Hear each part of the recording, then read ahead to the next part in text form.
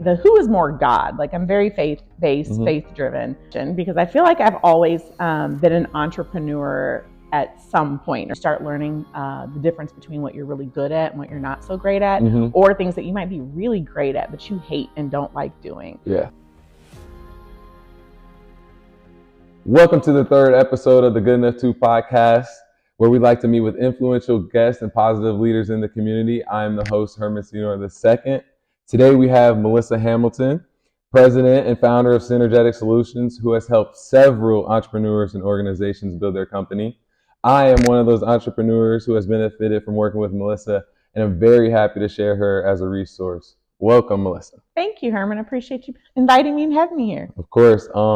I started my small business 2019, and ever since then, probably every year I've probably met with you to get some consulting. So I really appreciate you. I'm happy to have you today. Yeah, my pleasure. And again, happy to be here, especially the third podcast. So this is really exciting and great. Yeah. 3 is a great number. That's one of my favorites, actually. So good job. All right, so let's get into it. Question 1, when did your career in business begin? That's a great question, because I feel like I've always been an entrepreneur at some point or some way, right? Selling candy and chocolates at school fundraisers, doing different networking businesses in the past. But my start with Synergetic Solutions was in 2013. And then ever since then, I've kind of scaled and grown the business. So in 2016, I started Your Corner Office, which is a shared office space. And then in 2020, I started I Donate Local, which is going to be an online website for nonprofits. For sure. So many business ventures. Do you have, off the cuff question, do you have any favorites? No, they've all been passion projects and passion driven. So they're all kind of my babies in that sense. It's almost like your children. You love them. Yeah. You love all of them in their own unique and individual way. So I don't know that I have a favorite. I do want I Donate Local to be the largest impact business. So that's the one I'm kind of investing my time in currently. Okay. Yeah. Question 2, who motivated you to continue your career in business? That's a good question too. I would say the who is more God. Like I'm very faith-based, faith-driven. But as the motivation comes, it's really more of a what motivated me more than a who motivated me. Right. And the what always comes down to the purpose of why I'm doing what I'm doing. And those could be, individual goals that I want to accomplish for myself. Like one of the basic ones is I just never liked an alarm clock waking me up. Right. And so I do everything every day not to have to be awakened by an alarm clock. Right. So that's my grind. When the job gets tough, I'm like, no, you don't have an alarm clock, right?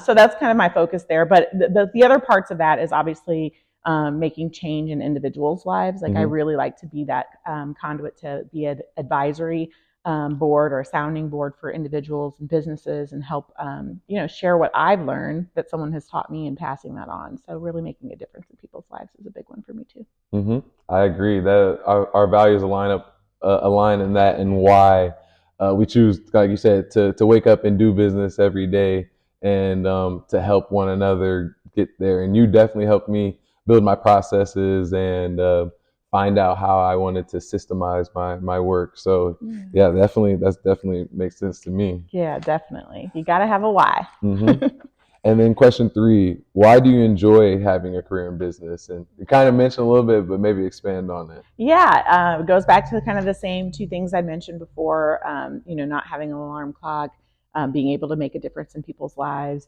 Another big one is the flexibility to really lean into the gifts that I have. As you get older and experience things and try things, you start learning the difference between what you're really good at and what you're not so great at, or things that you might be really great at but you hate and don't like doing. So as you're growing, you're also learning about yourself as well. And so I definitely have an opportunity to pick and choose the things that bring me joy every day, that I love working on. And that's kind of where I lean on. Yeah. So as you're building those strengths, do you ever find yourself delegating tasks or kind of facilitating towards other people? Yes, and no. So sometimes delegation can be very difficult and hard, right? We have a lot of things we work through as individuals, as business owners, and you do have to learn that delegation is key. Sure. As I'm expanding and growing and adding more on my plate, I realize that I cannot do it all, and in order to, you do have to have people to lean on. I find myself being probably not as great as delegating my own personal tasks, but I am very good at passing on the love. Right. So when individuals are contacting me for services that I can't particularly provide, that or don't have the time, I'm very good at reconnecting them to someone else that I know is in a position that they're wanting to grow, or they're starting their business and they can do some of the same things that I'm doing. I'm always like, share the recipe. You're going to make your spaghetti different than I make my spaghetti, but it doesn't mean there's not going to be great spaghetti out there, right? For sure. So definitely share, share what's on the table for others to be able to enjoy as well. Yep. I was actually speaking to a business person last week, and they mentioned something like that, like, "Hey, Herm, I might not be able to help you with that, but you can do X, Y, and Z." And that I feel like that's kind of a characteristic that draws you back to that type of person to work with. People who are able to say, "Hey, I may not be able to do that, but you can do this with me and do this with somebody else," or whatever the case may be. Absolutely. We definitely have to be a connector in the world, right? It builds trust. Absolutely. Yeah. All right. And then my last question for you is, who, with your businesses, who do you plan to help moving forward? So that's a wonderful question. In the past, I've been essentially working with entrepreneurs, a lot of minority, female-owned companies and businesses, and advising them in various areas, whether it be retail space, construction space, business services.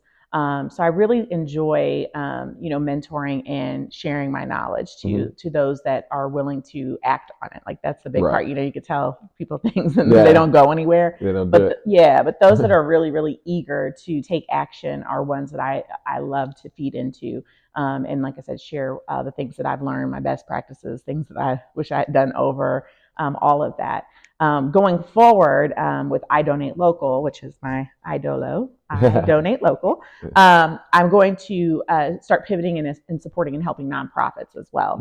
There's a lot of times where I see different nonprofits doing wonderful things, and unfortunately at the moment I can't donate to all of them financially or even just volunteering in time. Like, I do my best to share those services, but I want to expand that as well, because I know there are a lot of great small to medium-sized businesses that are in the root of providing service to our community, but they don't have access to the funding and financing and the volunteers that they need. And I'd really like to be the conduit to help bring all that together. For sure. Bridge the gap, connect. Yeah, I'm a big connector. For sure. Yeah, no, and I appreciate the connections that you provide. Yeah, well, I appreciate you too. All right. So at the end of every podcast, I have the guest look into the camera and say, "I am blank and I am good enough too." So it's your turn.